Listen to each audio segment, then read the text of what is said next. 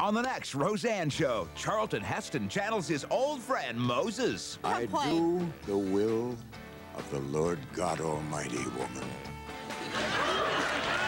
Then, a man with his own UFO welcome center. How are you? I'm doing great. I'm waiting for the space aliens to come on down and land. They can land now. Jody? Yeah? You're a nut. Oh, no.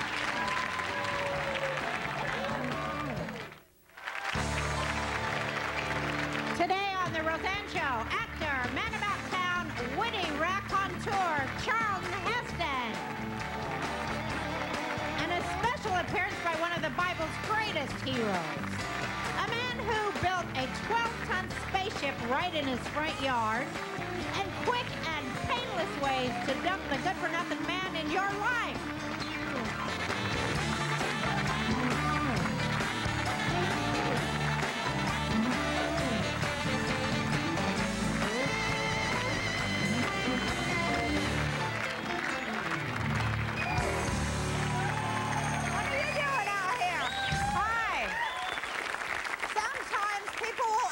What's it like to be famous? And I'll tell them, oh, well, wait a minute, they can't actually ask me. Here's what has to happen. The question, what's it like to be famous, has to be put forth to the lead member of my security team, whose name is Brock Sturdy. Brock will then access FBI databanks and run a background check on the person who asked the question. If everything checks out okay, his question will be given ready-go status, and a new dossier is now opened on this person. Brock then relays the question to Roseanne headquarters, where it is now handled by my chief secretary, Madam F. Madam F will mull over the question and decide whether it's worthy of a response or not, and if it is, Madam F will then turn the question over to my team of 600 researchers who work in a high-level security area known as the pit. It is then up to them to go over the question with a fine-tooth comb to see if it has any hidden messages or codes. When the question has been thoroughly disassembled and reassembled, a response is then formulated. The response is then shipped by armored transport to an underground installation hidden in the middle of the Mojave Desert, where it is then sent to a fax machine attached to the forehead of my personal assistant. When my lead security man, Brock Sturdy, gives me the thumbs-up signal, I then tear off the response from my personal assistant's forehead and answer the question. The best thing about being famous is the fact that I can get pie whenever I want.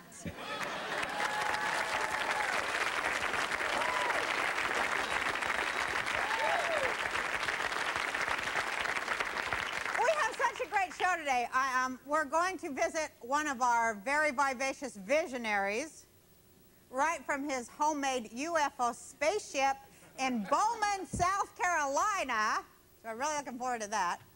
And then later, we're going to help some of the women in the audience decide to dump their boyfriends. And I'm so psyched because my first guest is so awesome. He is best known for his role in leading the Israelites from slavery in Egypt 3,000 years ago and delivering the 10 Commandments from Mount Sinai. Please help me welcome Moses.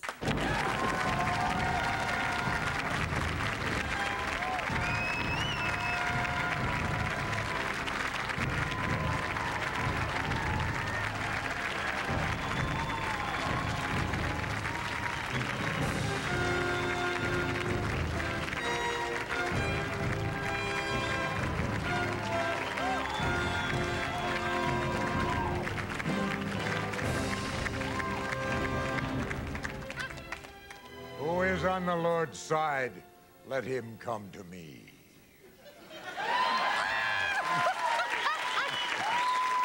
Sit down. I'm on the Lord's side, Moses. I know that. I try. Can I ask you a question, though? When you first saw that burning bush and heard the voice of God, were you sober? I was frightened. You were frightened. Well, of course, I think anybody rational would be frightened. Of course. Did you believe that you had been chosen? I found it hard to believe. God is a hard taskmaster to follow. Absolutely. Did you trust when you went up to the edge of the Red Sea there that it would actually part? I knew it would part. I had practiced. You had practiced parting it before? It is wise to be prepared, my child. Which commandment, Moses, did these people break the most?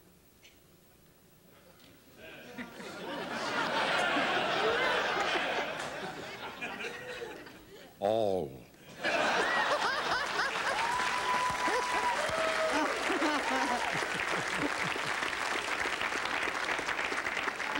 I'm such a fan of yours. I'm such a fan of yours. Thank you so much. It was awesome. Mr. Moses.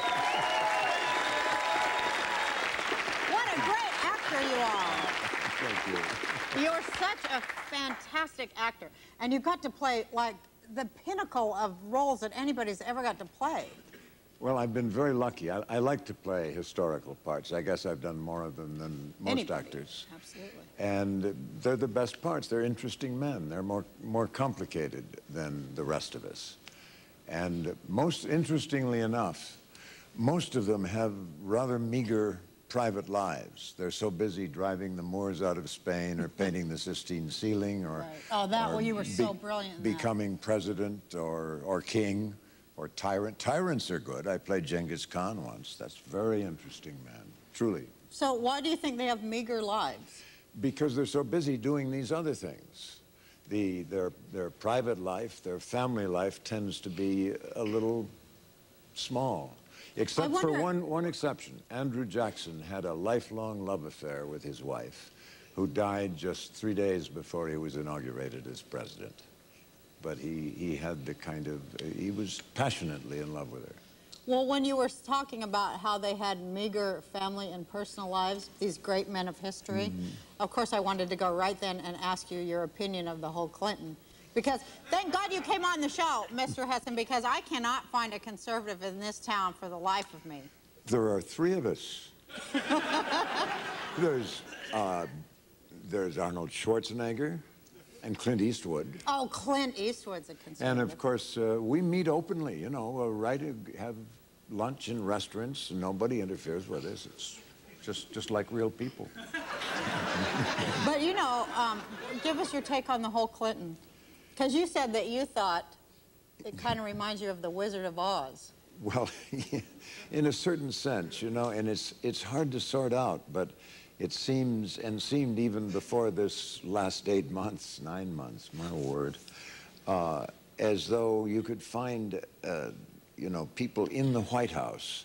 Now, I don't know exactly which one is the Tin Woodman who has no heart, and which one is the Scarecrow who has no brains, and which one is the Cowardly Lion who has no guts. But we're pretty certain that we know who the Wizard of Oz is, because he's hiding in the Oval Office there. Are you scared, though? Truly? Do you think as American people should be afraid? No, I think this is a great country. Truly, that's a throwaway to say a great country, right. But it truly is. And you think we'll survive it? I think we will. What Lincoln called man's last best hope on earth. And we are the only true democracy. And I think we will survive. Those wise old guys that invented the country knew what they were about. Right. And I think we have the firmest foundation of a government. We're going through a very bad time now. It must be a miserable time for the president. Right. And obviously he is permanently identified in history in connection with these last 8 months. Right. But we'll get the people will get past it, the country will get past it. We're going to take a commercial and come back and talk about that. After this day, you shall see his chariots no more. No! You'll be dead under them! The Lord of hosts will do battle for us. Behold his mighty hand.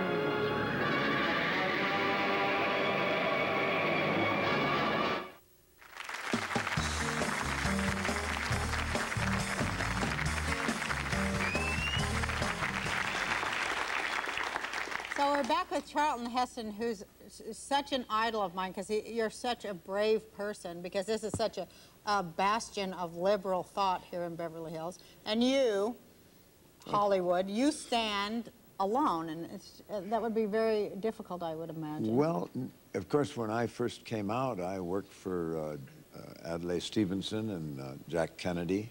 Oh. But so you were a Democrat? I wasn't a registered Democrat, but I was on that position. And people say, what made you change your mind? I say, I didn't change. The Democratic Party moved sharply to the left right out from under me. And they never asked me either. They never asked you if they had permission to move? They didn't ask permission. They just went. And do you feel like the Republican or the Conservative Party moved to the middle to compensate for that? I think that's probably true. Yes, I think so. But for instance, Jack Kennedy, reincarnated today, could never be nominated by the Democratic Party. His position on the military, his position on foreign affairs, his position on taxes was entirely at odds with the Democratic Party's position today. But how come you never ran for office? I've been president of the United States 3 times, Roseanne. You knew that, didn't you, you guys? There, see, they knew that. I can pretty much imagine you being right in there with the whole, you know, well, like I said, framing the whole conservative shift. You're one of the people who did that. Well, I am active and have been, I think, in the very beginning. First president of the Screen Actors Guild, right, which I was for longer than anyone. Then I was, and I boast about this shamelessly because it means a lot to me, I was the first actor in Hollywood to take an active stand with Dr. Martin Luther King. This was in 1961, early in '61. You know. What was he like? What was he like? A marvelous man. He was a dynamo of energy. When I was running the Guild, he wanted to have breakfast with me, and so we went and had toast and coffee. And he said, Mr. Heston, is it true that the technical unions will not accept black members? And I said, Dr. King, not only couldn't you get into that guild, I couldn't get into it. No one except who's not a son of a member can get in. And he said, that's terrible. I said, I know that, sir. And he said, I'd like to talk to those gentlemen. And I said, well, I can get you an appointment with the head of the Teamsters, of the YATSE, but I don't think you'll get very far. I was wrong. He bullied them into, they were practically groveling by the end of the meeting. And from then on, it's been an open union, as it should have been from the beginning. But even then, when I was the head of the Actors Committee on the March on Washington with Dr. King in '64. And wow, that's incredible. People called me up in the studio and said, now, Chuck, you know, you don't want to get into this. This is a very controversial issue. Just stay out of it, for gosh sakes. What do you want to... And I said, you mean you think Ben-Hur's been in the theaters over a year already? You think they're not going to go see the chariot race again because I'm marching with Dr. King? And of course, we went, and it was a great affair. It was one of the... I can't imagine that you would be so brave as to put yourself in that much of a vulnerable position here. People forget that we have freedom of speech. We have the right to disagree. Absolutely. And if we don't exercise it, we'll lose it. That's exactly what I said to Ed Asner once. We were in a debate, and Ed gets off, he blows off pretty easily. And wait. And he just like... And I said, Ed, wait a minute. You know, we live in a country where we get to disagree. Right. He said, yeah, I don't care about you. And I said, well, then we have nothing to talk about. I think that's so true. That's like the place we are right now in our country. Yes. Everyone's afraid to disagree. And you know what? They think that we have to go to commercial, but so I have to have the last word here. Yeah, Mr. absolutely. I'm with you, kid. But they're so afraid that disagreement means armed struggle in like 2 seconds, and it doesn't mean that, does it?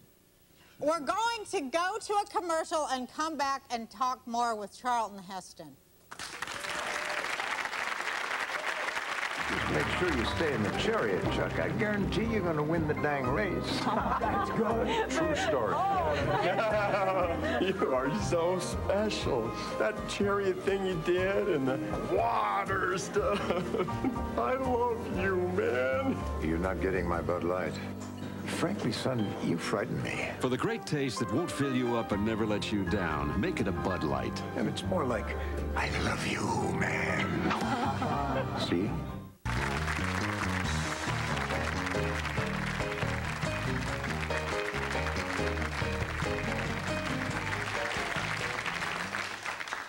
This is a whole book of you and the roles you've played. Yes, just about every role is in there. It's most of my career. It's my current book, Charlton Heston's Look how many Hollywood. different things you've done and different ways you've looked.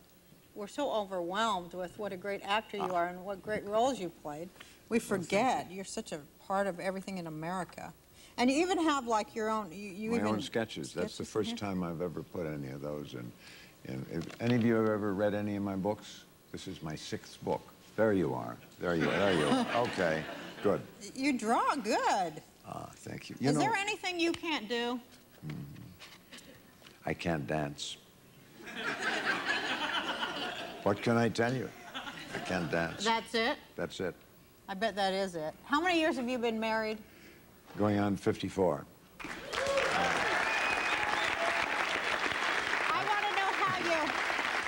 Well, there are two things. How did you happen to make it last that long? You got to pick the right girl. Right. And secondly, you guys listen to this. You must remember. This is for the men? Yeah. Okay. You must remember those 3 little words. I was wrong. Right? Doesn't that help? Yeah, he knows. And when we were celebrating it, of course, that's a rare thing in this town, and so we were on all the talk shows, and one of the talk show hostesses leaned over to Lydia and said, "Now, Lydia, just between you and me, did you never even briefly consider divorce?" And Lydia said, "Divorce? Never. Murder often." 54 years, congratulations. So amazing. Yeah. Before we go, though, before we run out of time, I want to ask you about being president of the NRA. I'm very proud of that. We have a very good program going that started in Richmond, which had a terrible crime rate, terrible murder rate. And the district attorney there instituted a plan where instead of just booking them and sending them out the other door, putting them in jail for 2 weeks, really prosecuting them. And it dropped the murder rate by 65%. And I got the mayor of Philadelphia to agree to let us try that in Philadelphia. And I really predict the leadership of both houses of Congress has funded it to be the beginning of the program. And if we can make that spread across the country, that'll be the most important thing I've ever done for my country in my life. What, to like... To make sure that people who break the law, is that what you're saying, are prosecuted to the full extent of the law? And imprisoned. Hard jail. If you commit any crime with a weapon, even if you're not committing the crime then, if you're caught, if you are a felon, convicted felon, and you're caught carrying a weapon, that's 5 years right there. And if you commit a crime, if you're caught with drugs, that's 15 years for each count. And this is the solution to crime, not taking their guns away. Criminals don't buy guns anyway. They steal them. That's what they do for a living, for Pete's sakes. Anybody knows that. So, you know, because there's the big debate, and I hear it all the time here about, you know, people are like actually moving for gun control. So I wanted your opinion on that. Well, I remember a few years ago at the riots, which is a terrible thing, of course, for all of us.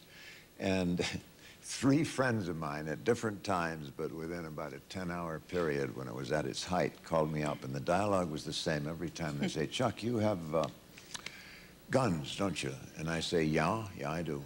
And they said, "Shotguns and like that?" And I said, "Yep, shotguns." They said, "Could you loan me one?" It's getting pretty scary out here. I says, "It does that sometimes." I said, "Do you know how to shoot a shotgun?" They said, "No, I thought you could teach me." And I said, "I can't do it in half an hour. You'll shoot your foot off." I said, the Marines are coming up from Pendleton. That'll be the end of it. Then go through get a shotgun. They said, well, they have this waiting period. I said, yeah, you voted for that, didn't you? And they said, yeah. And I said, go through the waiting period. Get a gun, get some proper instruction, and then you won't be afraid when this happens again.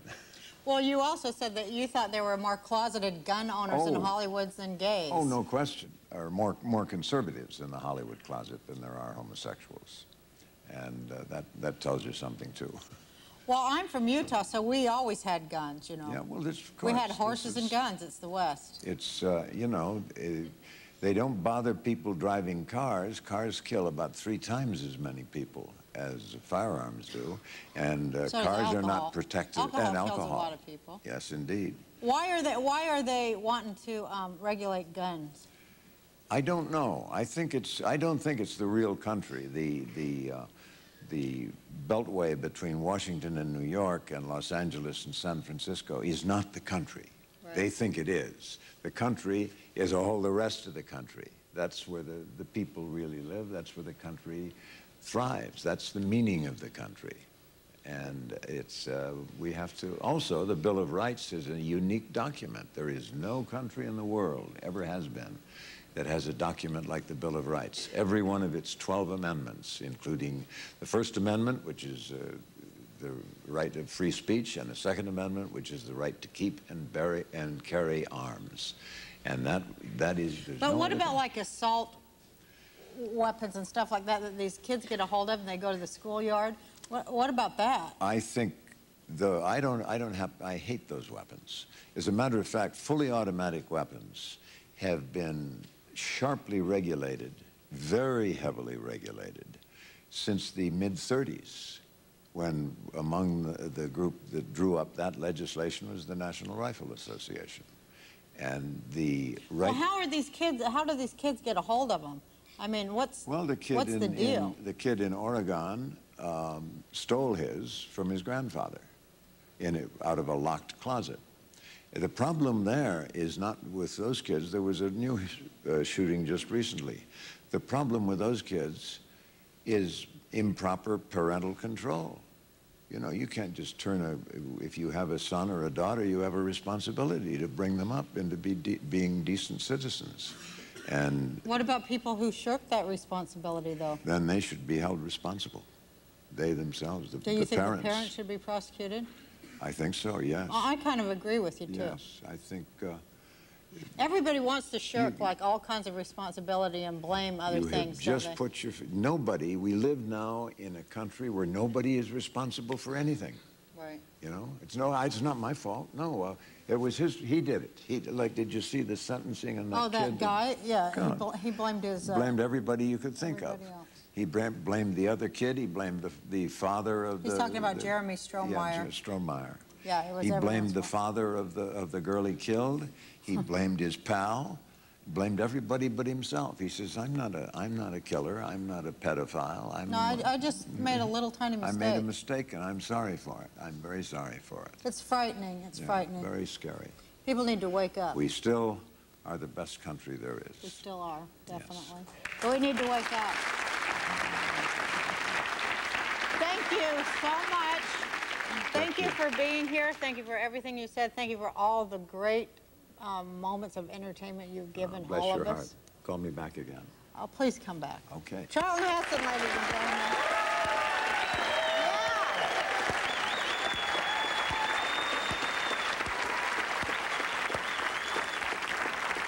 Okay, so when we come back, we're going to talk to Jody Pendarvis in Bowman, South Carolina, who built a spaceship in his front lawn with his bare hands. Are you there, Jody? I'm here, Roseanne. All right, we'll be right back. Is that your spaceship? This is my ship. Oh, my God, Jody. It's amazing. We'll be right back.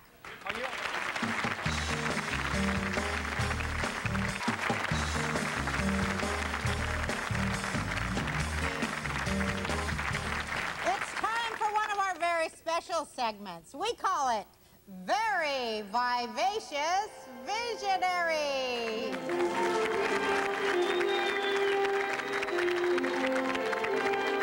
We're creator of the 22-foot-tall, 12-ton UFO Welcome Center in Bowman, South Carolina. Please welcome Jody Pendarvis, known as the UFO Man. Hi, Roseanne. Hey, Jody. Well, I'm fine. I'm waiting. How are you?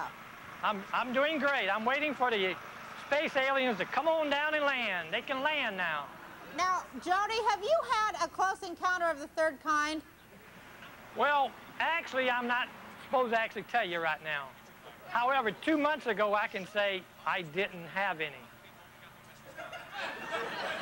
Okay, but you started building this thing far longer than 2 months ago, right? That's true, back in 1995. Now, did somebody contact you just through your own mind and tell you to start doing this? How did it happen? Yeah, well, you know what, that wouldn't be a bad idea. However, I think you could be close. Let's don't go into that one right now. Did you hear something inside yourself that said, Jody, you must go forth and begin to build a UFO Welcome Center? I gotta tell you, you sure treading on hard water there. Are you afraid to say because you're afraid you're going to be punished from people from other planets or what?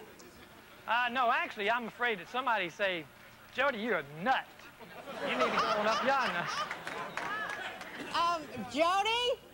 Yeah? You're a nut. Oh, no. See, I told you somebody would say that. But you know what? We still love you. We love you. Thank you. Tell us, why did you build this thing and what the heck does it mean? Oh, I built this because, you know, there's probably millions of UFOs flying around right now at this very moment. Yeah. And they have no place to land. There it is. So now the UFO is going to land right by that UFO?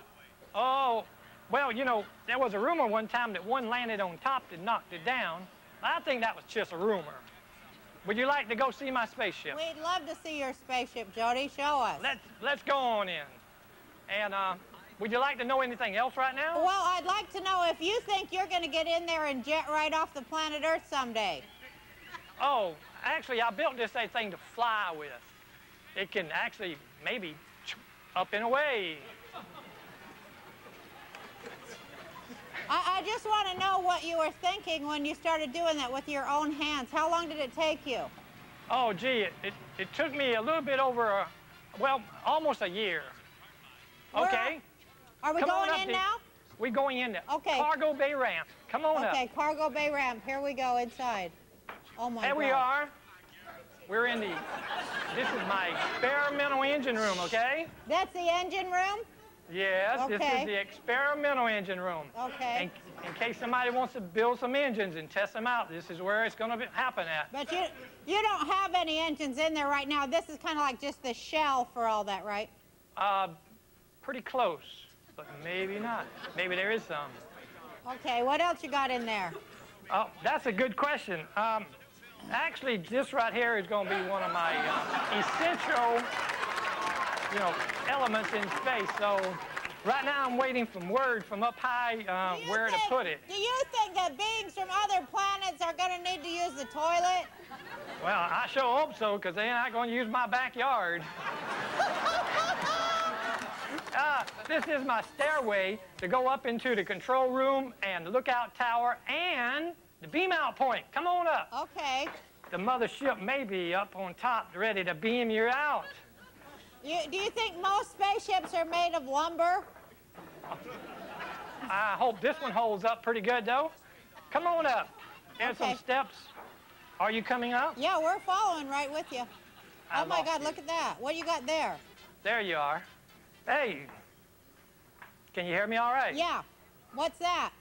Hey, here's a bed of air, so whenever they do land, they have a little, they can take a nap, okay? Yeah. Don't stay all night. I want you to get up and get going before them F-4s come over again. Do they consider you to be a threat to the government? Well, I hope not, because I kind of wrote the president, told him that if the F-14 start buzzing, that I'm going to get very upset. Oh, here's a pair of pants and a shirt for them to come and put on while they're in Bowman, because I don't want any naked aliens walking around Bowman, okay? Up here is my lookout tower. Jody, are you in disguise?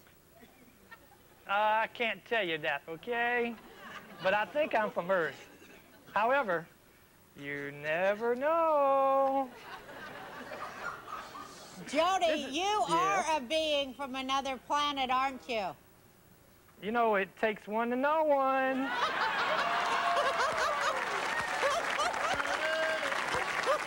By the way, let me see if the mother... Oh, no, not yet. No. It went... The mothership went away. Don't worry. Oh, it's not beaming me out. Yes. They're fast. They're it's real gone. fast. Real fast. Now, why did you build this, really? Actually, I mainly built this because of the big reason I told you. There's UFOs out there because people has told other people they've seen them. Right. But, you know, officially, I can't tell anybody if I saw any, okay? Okay, we get that. You get I good. get it. But why did you really build that thing? Well, that's the main thing, for them. You know, they want to come and land someday, right? Right. They have no place to land. If they land in Washington, D.C., they're going to get blown apart. So, look out for them are you F-14. telling me then that you feel that as Earthlings, we should be more receptive and more open to our fellow beings from outer space? Oh, no. Let me do that, okay?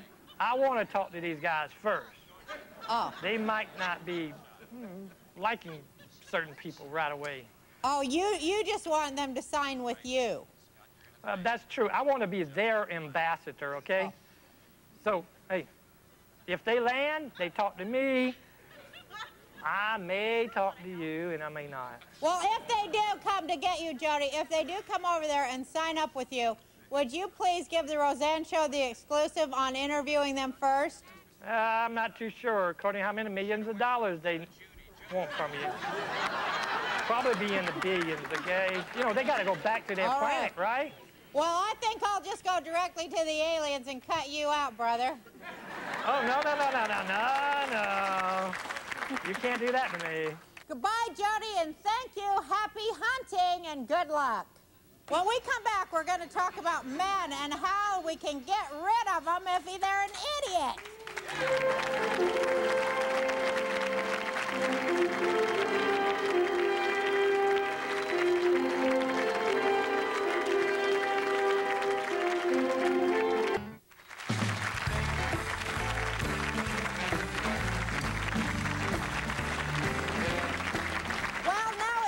Talk about dumping a guy, how to get rid of yours if he isn't treating you right. Please welcome the author of How to Dump a Guy, Ellen Ladowsky.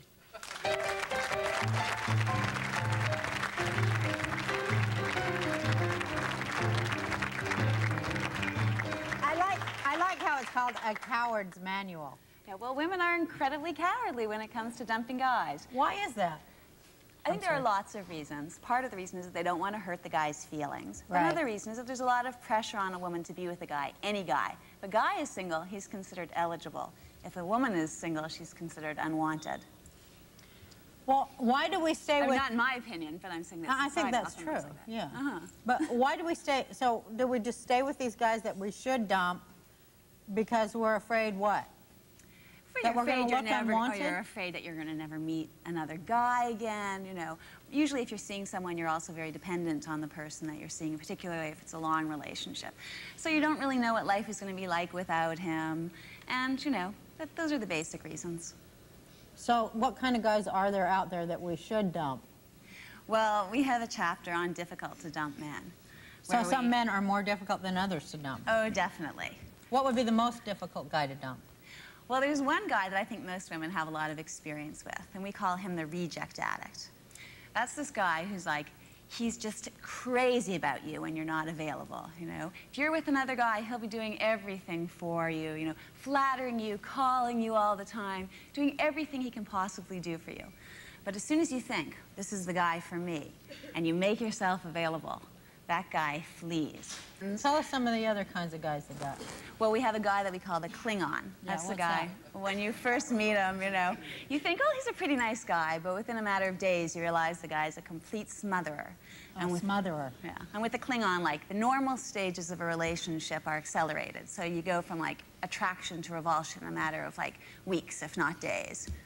And we don't dump those guys? We're just like a... Well, they're hard to dump because... Why are they hard to dump? They cling to you. He clings to you. So if you tell them to get lost, they just keep coming back? Exactly. Is that what You can basically, like, French kiss his best friend in front of him, but he still thinks you're going strong.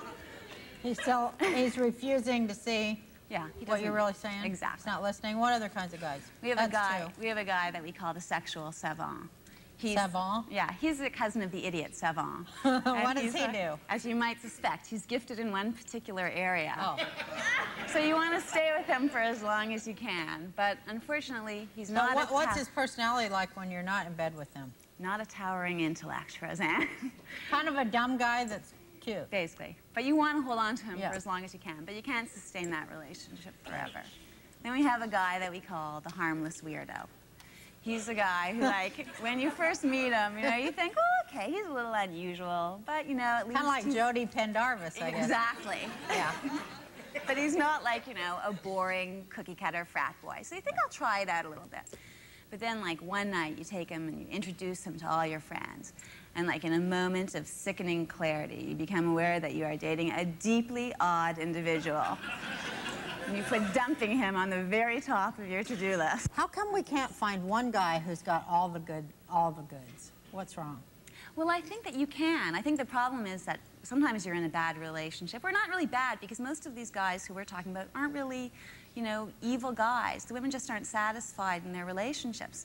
But they just And you're here to tell them what? That they got to let go of the bad guy to get the good guy? Yeah, and he's not, I mean, he could be the nicest guy in the world. He may just not be, like, the right guy for them. And it's better for you to let him move on, because there's no doubt that he will be snapped up by some other woman who likes him, and you should move on. Too bad they can't be, like, permanently branded so other women would know.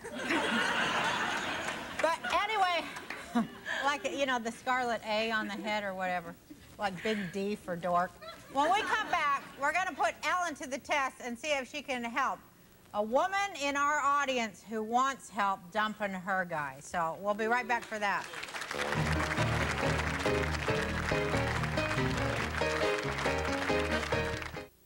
It's all about kids on the next Roseanne show when Roseanne speaks with child advocate, actor-director Rob Reiner. On air. Well, we're talking about the right and the wrong way to dump a guy with author Ellen Ladowsky. And we're going to bring up a woman from the audience, and her name is Tabitha. And she wants you to help counsel her on how she's going to get rid of this guy of hers. Come on up, Tabitha. Hello. I love you. Oh, thank you. Now, what's with the guy? What's the problem there? Well, I think he sounds a little bit like a Klingon. I'm not sure. How long have you been seeing him? 4 years. He's not a Klingon. He's not. No, Maybe Klingon I am. is a guy where you usually have a short relationship with him. Yeah. But tell me, this guy sounds like he might be more of a lapdog. Oh, what's that? Okay, well, lapdog's this guy who's like incredibly obedient, and he treats you wonderfully. Yes. How come you can't dump him, though? I don't know, I just... Jump in there. Because, I mean, do you basically, is it because he does so much for you, Yes, and I love you don't him. want to hurt him, you love him, you're just not in love with him? Yes, and I'm all packed and I'm ready to go, but God, I'm scared. He's gonna hate me. Well, no, he probably won't hate you. He'll move on. Some other girl will be crazy about him. You'll move on. I know it's kind of hard to think that another girl would be crazy about him. That's part of the reason you don't want to let him go, right? You've got to buck up, though, doesn't she? Got to get real strong. Absolutely. You have to. You go. It'll be so much. You'll be so relieved when it's all over with. But you know what? You've got to do a couple of things afterwards. What? You absolutely cannot have sex with the dumpy after you've broken up with him. That's a real no-no. Men find that terribly confusing. Yeah. So, I think women find that confusing, too. I hate you. I never want to see you again. Now let's have sex. it's a horrible thing. That's not good. And now the sex is great, though, by the way, but never mind. You're messed up. You need therapy. I'm going. I know. What if it's not about him at all? What if it's just about you? It's just about you, isn't You're it? so in tune. You're right. you don't want to let the guy go, and you're just like stringing that guy along and keeping him because you're too chicken to go get another guy.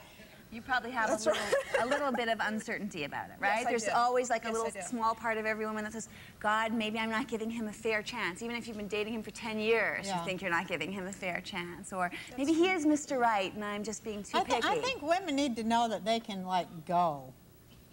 You can leave. And be strong, alone, and independent. Well, you might be weak when you're alone. You're probably going to be alone for like 5 minutes, you know, and then you'll be dating some other guy. But the whole thing, there are lots of great single guys out there. That's true. It's a lot easier to meet them when you're actually single. That's very true. Yeah, absolutely. Well, we wish you luck. Thank you. I need it. I feel sorry for that guy, though.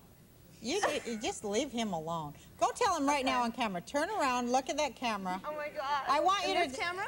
Yeah, I want you to go, come on, man, you are free to live your own life without me manipulating and using you. Say that. Say that. Go on, say it. Say it. No, this is good. Okay. Forget your book. I'm taking over. Go ahead and say what I said. Go right in that camera. You're free to live your to life. live your own life without me manipulating and using you. Without me manipulating and using you. So go forth and multiply. Go forth and multiply. Very good. Don't you feel better? Yes, I do feel better. Don't you feel better? Because yes, you told the truth. Yeah, you told the truth. Ellen, thank you for sharing your cockeyed wisdom. Your book is hilarious. We're taking a break. Stay with us. It's a very funny book. Thank you. Thank you.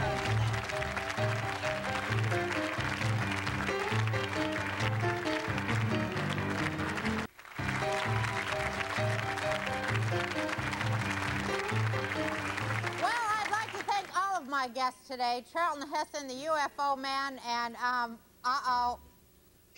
Ladowsky. I did it. I remembered.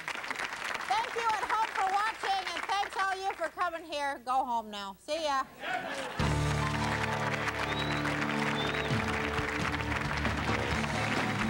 It's an hour of inspiration.